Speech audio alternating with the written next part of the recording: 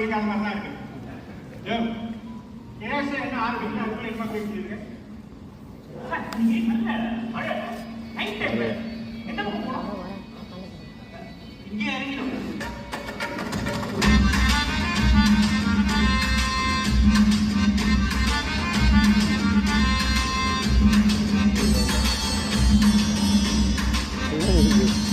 தெரியலையே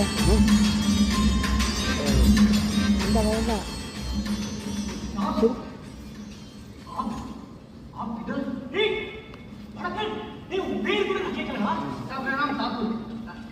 आज मेरी बहन की एंगेजमेंट है सर. अच्छा अच्छा ब्रो नहीं अच्छा बच्चा नहीं ना मैं बंदी हो रहा है चिल्ला मत करिए. अब वाह अब वाह ये क्या होता है இந்த சப்பாத்தி சப்ஜி எல்லாம் கிடைக்கும்.